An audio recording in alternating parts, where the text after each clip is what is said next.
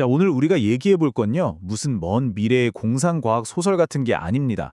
바로 지금 월스트리트의 가장 큰 손들 사이에서 벌어지고 있는 진짜 전쟁, 금융의 미래를 건 온체인 금융 경쟁에 대한 이야기입니다. 바로 시작하죠. 이런 질문 한번 던져볼게요.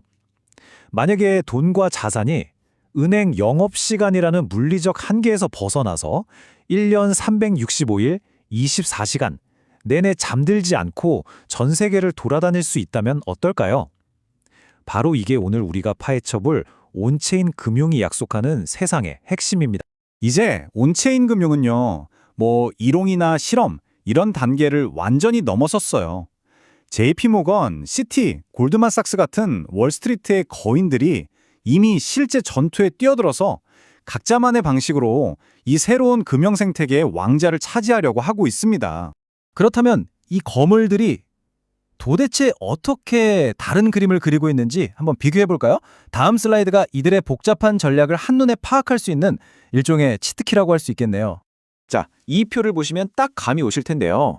먼저 JP모건은 카이넥시스라는 플랫폼이랑 자기들의 엄청난 거래량을 무기 삼아서 24시간 돌아가는 기업 자금 관리 시스템을 만들려고 하고요. 시티는 원래 강점이었던 글로벌 네트워크를 CTS에 그대로 이식해서 실시간 유동성 이런 무역금융을 업그레이드하고 있죠. 그리고 마지막 골드만삭스, 여긴 야망이 제일 큽니다. GS대프로 아예 이 바닥의 표준 플랫폼이 되겠다는 거예요.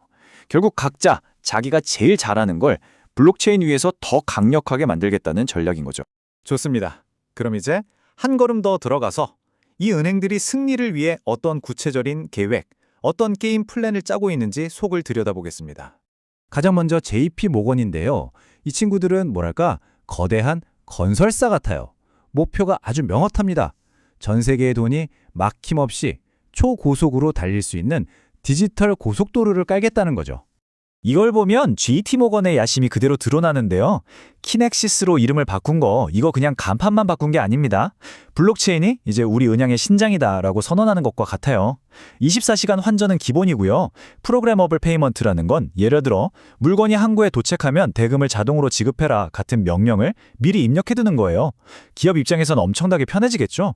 그리고 머니펀드가 정말 중요한데요. 자기들만의 폐쇄적인 시스템을 처음으로 외부의 이더리움 네트워크와 연결하는 다리를 놓은 거거든요. 더 큰 세상으로 나아가기 위한 첫발인 셈이죠. 그리고 이 숫자가 모든 걸 말해주죠. 1조 5천억 달러.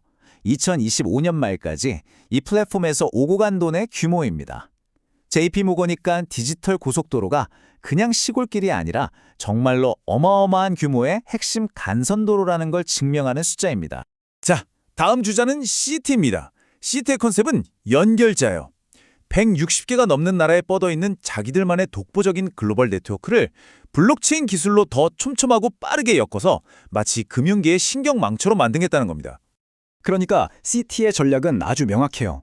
원래 잘하던 걸 블록체인으로 훨씬 더 잘하게 만들자는 거죠. 이 슬라이드를 보면 전 세계 어디에 있는 고객이든 필요할 때 즉시 현금을 쓸 수 있게 만들고 며칠씩 걸리던 복잡한 무역 서류 절차를 디지털화해서 단 몇 분 만에 끝내버립니다. 특히 아일랜드 더블린을 거점으로 유로 시장을 공략해서 다국적 기업들을 끌어들이는 건 정말 영리한 한 수죠. 자, 그리고 마지막 골드만삭스. 여긴 스케일이 다릅니다. 비전이 가장 크다고 할 수 있죠. 그냥 게임에 참여하는 선수가 아니라 아예 이 게임의 룰과 경기장 자체를 만들려는 설계자거든요. 이 4단계의 계획을 보면 정말 대담하다는 생각이 드는데요. 1단계, 일단 자기들 플랫폼 GSDAP를 만들어요. 2단계, 이걸로 유럽투자은행 같은 엄청난 기관의 채권 발행을 성공시키면서 이거 봐라 이렇게 잘 된다고 시작에 증명을 합니다. 그리고 3단계, 4단계가 진짜 핵심이에요. 이 잘 만든 플랫폼을 아예 독립회사로 떼어내서 결국 JP모건이든 시티든 다른 모든 금융기관들이 다 와서 쓰게 만드는 업계 표준, 즉 금융계의 윈도우가 되겠다는 겁니다. 이 엄청난 계획을 성공시키기 위한 기술적인 열쇠가 바로 상호 운용성입니다.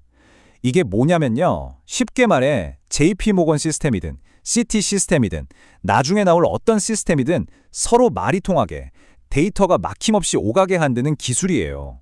모두가 쓰는 표준이 되려면 당연히 누구와도 연결될 수 있어야 하니까요. 켄톤 네트워크 같은 기술에 투자하는 이유가 바로 여기에 있는 겁니다. 자, 지금까지 각 은행들의 전략을 살펴봤는데요. 그럼 이 거인들의 싸움이 단순히 그들만의 리그가 아니라 우리 금융시장의 판도를, 그러니까 게임의 규칙 자체를 어떻게 바꾸고 있는지 한번 보죠. 가장 큰 변화, 바로 결제에서 나타납니다. 여러분, 원래 우리가 주식을 사면요, 돈이 나가고 주식이 내 계좌에 들어오기까지 하루 넘게 걸렸어요. 이걸 T+1이라고 부르거든요. 그런데 이제는 아토믹 결제 시대입니다. 아토믹, 그러니까 원자처럼 더는 쪼갤 수 없다는 뜻인데 돈과 자산이 그냥 동시에 실시간으로 교환되는 거예요. T+0이죠.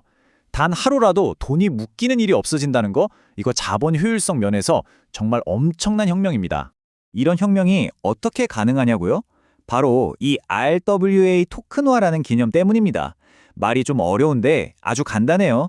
창고에 잠자고 있는 부동산이나 금고에 있는 채권 같은 실물 자산들을 디지털 조각, 즉 토큰으로 바꾸는 거예요. 그렇게 되면 어떻게 될까요? 24시간 언제든지 이걸 담보로 돈을 빌리거나 사고 팔 수 있게 되는 거죠. 말 그대로 잠자던 자산의 가치를 깨우는 겁니다. 그리고 여기서 정말 중요한 포인트가 하나 있습니다. 이 모든 변화가 무슨 서부 개척 시대처럼 무법천지로 이루어지는 게 아니라는 거예요. 이 슬라이드를 보시면 아시겠지만 각국 중앙은행, 정부 규제 기관하고 아주 긴밀하게 협력하면서 진행되고 있어요. 그러니까 기존의 암호화폐 시장과는 결이 완전히 다른 거죠. 신뢰와 규제를 바탕으로 한 오직 기관들을 위한 새로운 생태계가 탄생하고 있는 겁니다. 자, 정리해보겠습니다. 지금까지 우리가 나눈 이야기들은요, 미래는 이렇게 될 것이다 라는 예언이 아니에요. 이미 글로벌 금융의 기본 운영체제, 그러니까 OS가 바뀌었다는 현실에 대한 이야기입니다. 오늘 내용의 핵심, 딱 한 문장으로 정리하면 바로 이겁니다. 이제 금융의 속도는 은행 문 여는 시간이 아니라 정보가 움직이는 속도에 맞춰졌다는 것. 이게 핵심입니다. JP모건이 고속도로를 깔았고 시티가 전 세계를 촘촘하게 연결하고 골드만삭스는 모두가 쓸 수 있는 설계도를 그리고 있습니다. 이렇게 새로운 인프라가 갖춰진 지금, 진짜 질문은 이제부터 시작이죠.